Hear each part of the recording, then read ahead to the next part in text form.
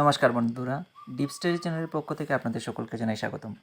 আজকে ত্রিপুরা ফরেস্টার এবং forest guard এবং ত্রিপুরা স্পেশাল এক্সিকিউটিভের জন্য বাছাই করা মোস্ট ইম্পর্ট্যান্ট ত্রিপুরা জিকে আপনাদের সামনে নিয়ে এসেছি। আশা করছি এই ভিডিওটা আপনাদের এক্সাম প্রিপারেশনের জন্য অনেকটা হেল্পফুল হবে। শুরু করছি আজকের ভিডিও প্রথম কোয়েশ্চেন দিয়ে, যেখানে বলা হয়েছে ভারতে কী ধরনের শাসন ব্যবস্থা গ্রহণ করা হয়েছে। তো ভারতের শাসন ব্যবস্থা যেটা গ্রহণ করা হয়েছে সেটা হচ্ছে গণতান্ত্রিক পদ্ধতিতে শাসন ব্যবস্থা, অর্থাৎ গণতান্ত্রিক শাসন ব্যবস্থা কিন্তু ভারতে গ্রহণ করা হয়েছে। তারপর 2 নম্বর কোয়েশ্চেন, যেখানে বলা হয়েছে ভারতের সংবিধানের সার্বিক প্রাপ্তবয়স্কদের ভোটাধিকার স্বীকৃত হয়েছে কত নং ধারায়। তো ভারতীয় সংবিধানের সার্বিক প্রাপ্তবয়স্কদের ভোটাধিকার স্বীকৃত হয়েছিল সেটা 326 নং ধারায়।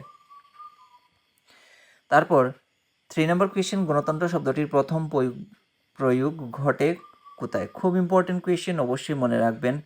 এই ধরনের কোয়েশ্চেন কিন্তু স্পেশাল এক্সিকিউটিভ কিংবা আমাদের ফরেস্টার বা ফরেস্ট গার্ডের জন্য মোস্ট ইম্পর্টেন্ট কোয়েশ্চেন।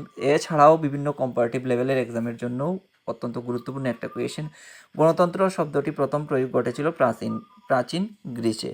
ঠিক আছে, এরপর আমরা মুভ করছি 4 নম্বর কোয়েশ্চেন, যেখানে বলা হচ্ছে ভারতে কততম সংবিধান সংশোধনীর মাধ্যমে গ্রামীণ স্তরে পঞ্চায়েত ব্যবস্থার কথা চালু করা হয়। মোস্ট ইম্পর্টেন্ট একটা কোয়েশ্চেন, মনে রাখবেন।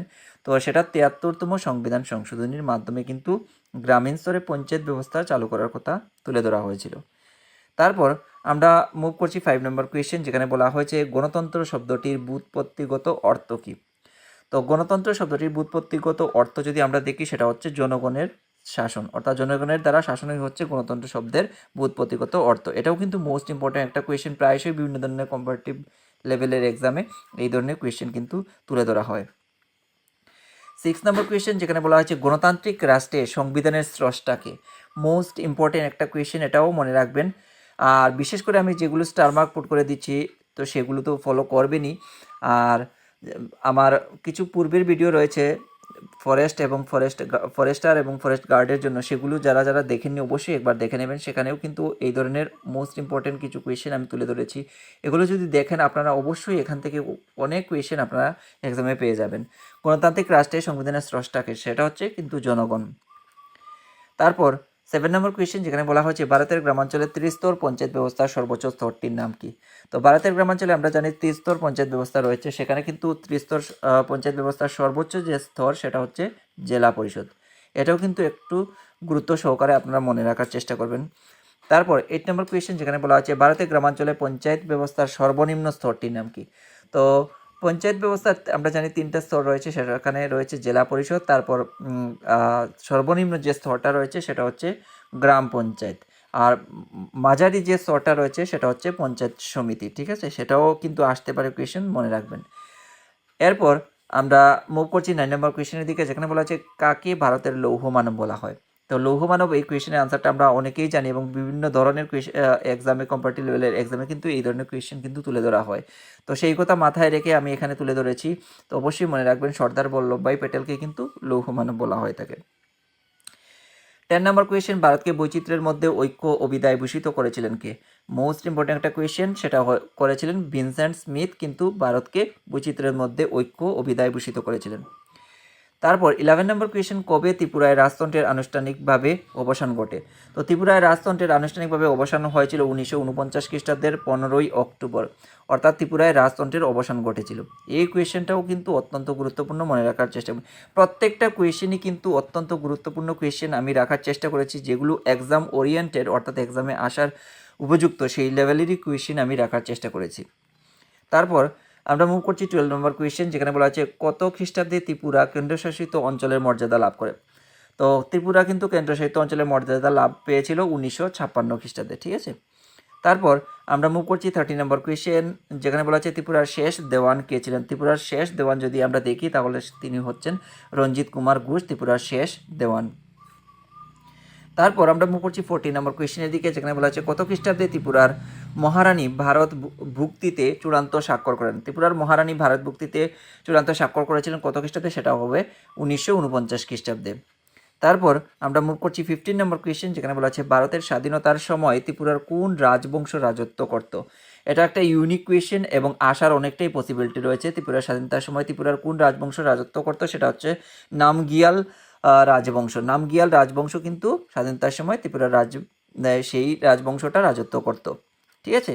তারপর 16 নম্বর কোয়েশ্চেন যেখানে বলা আছে ত্রিপুরার প্রাচীন রাজারা কি নামে পরিচিত ছিলেন। তো আমরা অনেকেই জানি ত্রিপুরার যে প্রাচীন যে সব রাজা ছিল তারা কিন্তু ফা নামে পরিচিত ছিলেন। তারপর আমরা মুভ করছি 17 নম্বর কোয়েশ্চেন, কত সালে ত্রিপুরা উপজাতি মুক্তি পরিষদ গঠিত হয়। তো গণমুক্তি পরিষদ গঠিত হয়েছিল ত্রিপুরা উপজাতি গণমুক্তি পরিষদ, সেটা হয়েছিল 1948 খ্রিস্টাব্দে। ঠিক আছে। এরপর আমরা মুভ করছি 18 নম্বর কোয়েশ্চেন, ত্রিপুরা রাজ্য প্রজামণ্ডলকে কত খ্রিস্টাব্দে নিষিদ্ধ করা হয়। ত্রিপুরা রাজ্য প্রজামণ্ডল কত খ্রিস্টাব্দে নিষিদ্ধ করা হয়, সেটা হয়েছিল 1948 খ্রিস্টাব্দে। ঠিক আছে। এরপর আমরা মুভ করছি 19 নম্বর কোয়েশ্চেনের দিকে যেখানে বলা আছে ত্রিপুরা অঙ্গরাজ্যের প্রথম মুখ্যমন্ত্রী কে ছিলেন। তো ত্রিপুরা অঙ্গরাজ্যের প্রথম মুখ্যমন্ত্রী সুকুমার সেনগুপ্ত, সেটা মনে রাখবেন। তারপর আমরা মুভ করছি 20 নম্বর কোয়েশ্চেনের দিকে, ত্রিপুরা রাজ্যের প্রথম রাজ্যসভার সদস্য কে ছিলেন। ত্রিপুরা রাজ্যের প্রথম রাজ্যসভার সদস্য ছিলেন আরমান আলী মুন্সি, এটাও কিন্তু ইম্পর্টেন্ট কোয়েশ্চেন, মনে রাখার চেষ্টা করবেন। তারপর আমরা মুখ করছি 21 নম্বর কোয়েশ্চেনের দিকে যেখানে বলা হয়েছে বর্তমানে ত্রিপুরা বিধানসভায় নির্বাচিত মহিলা সদস্য সংখ্যা কতজন। তো বর্তমানে ত্রিপুরা বিধানসভার নির্বাচিত মহিলা সদস্যের মধ্যে আমরা 5 জন দেখতে পাই। ঠিক আছে। এরপর আমরা মুভ করছি 22 নম্বর কোয়েশ্চেন যেখানে বলা আছে ত্রিপুরার কোন অঞ্চলে শিক্ষার হার সবচেয়ে বেশি। এটাও একটা ইউনিক কোয়েশ্চেন, আসার অনেকটাই পসিবিলিটি রয়েছে। পশ্চিম ত্রিপুরা জেলা, সেখানে রয়েছে 88.91%। ঠিক আছে। এরপর আমরা মুভ করছি 23 নম্বর কোয়েশ্চেন, কবে ভারতে মহিলাদের ভোটাধিকারের দাবি প্রথম পেশ করা হয়।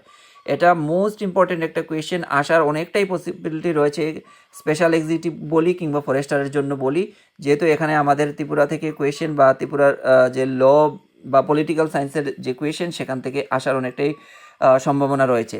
সেক্ষেত্রে মনে রাখবেন 1917 সালে কিন্তু মহিলাদের ভোটাধিকারের দাবি প্রথম পেশ করা হয়েছিল, 1917 সালে। তারপর 24 নম্বর কোয়েশ্চেন যেখানে বলা হয়েছে ভারতীয় সংবিধানের অভিভাবক ও ব্যাখ্যাকর্তা কাকে বলা হয়। তো সেক্ষেত্রে মনে রাখবেন সুপ্রিম কোর্টকে কিন্তু ভারতীয় সংবিধানের অভিভাবক ও ব্যাখ্যাকর্তা রূপে আখ্যায়িত করা হয়ে থাকে। তারপর 25 নম্বর কোয়েশ্চেন যেখানে বলা হয়েছে ভারতের প্রথম সাধারণ নির্বাচন অনুষ্ঠিত হয়েছিল কত সালে। তো ভারতে যখন সাধারণ নির্বাচন অনুষ্ঠিত হয়েছিল সেটা হয়েছিল 1951 থেকে 1952 সালের মধ্যে। তারপর আমরা মুভ করছি ইপিক এর পুরো নাম কি। মোস্ট ইম্পর্টেন্ট একটা কোয়েশ্চেন, ইপিকের পুরো নাম হচ্ছে ইলেকশন ফটো আইডেন্টিটি কার্ড। ঠিক আছে, ইলেকশন ফটো আইডেন্টিটি কার্ড। তারপর 27 নম্বর কোয়েশ্চেন, সংসদের নির্বাচিত সদস্যকে কি বলা হয়, সাংসদ বলা হয়। ঠিক আছে। এরপর 28 যেখানে বলা হচ্ছে কোন রাজ্যের মুখ্যমন্ত্রীকে কে নিয়োগ করেন, কোনো রাজ্যের মুখ্যমন্ত্রীকে কে নিয়োগ করেন সেই ক্ষমতা রয়েছে একমাত্র রাজ্যপালের হাতে। ঠিক আছে, রাজ্যপালের হাতে কিন্তু নিয়োগ ক্ষমতা রয়েছে মুখ্যমন্ত্রীকে। ঠিক আছে। 29 নম্বর কোয়েশ্চেন, পঞ্চায়েত নির্বাচন কমিশন নিয়োগ করেন কে। তো পঞ্চায়েত নির্বাচন কমিশনারকে যিনি নিয়োগ করার ক্ষমতাও যার হাতে ন্যস্ত রয়েছে তিনি হচ্ছেন রাজ্যপাল। এটাও কিন্তু গুরুত্বপূর্ণ কোয়েশ্চেন, মনে রাখবেন। তারপর আমরা মুভ করছি 30 নম্বর কোয়েশ্চেন, জেলা পরিষদের প্রধানকে কি বলা হয়। তো জেলা পরিষদের প্রধানকে কি বলা হয় সেটা হচ্ছে সভাধিপতি। ঠিক আছে, মোস্ট ইম্পর্টেন্ট কোয়েশ্চেন, মনে রাখবেন জেলা পরিষদের প্রধান যিনি হচ্ছেন সভাধিপতি। তো এই ছিল ত্রিপুরা জিকে থেকে বাছাই করা মোস্ট ইম্পর্টেন্ট 30 কোয়েশ্চেন্স। আশা করছি এই 30 কোয়েশ্চেন্স আপনাদের এক্সাম প্রিপারেশনকে কিছুটা হলেও মজবুত করতে সক্ষম হবে। আর যদি আপনাদের এই ভিডিওটা কিছুটা হলেও উপকারে আসে এবং এক্সাম প্রিপারেশনকে কিছুটা হলেও সাহায্য করতে সক্ষম হয় তাহলে অবশ্যই একটা লাইক, কমেন্ট, শেয়ার এবং সাবস্ক্রাইব করে দিয়ে ডিপ স্টাডি চ্যানেলের সঙ্গে জুড়ে থাকার চেষ্টা করবেন। ধন্যবাদ সবাইকে। আপনারা সবাই ভালো থাকুন, সুস্থ থাকুন। দেখা হবে পরবর্তী আরও একটি নতুন ভিডিওর সঙ্গে।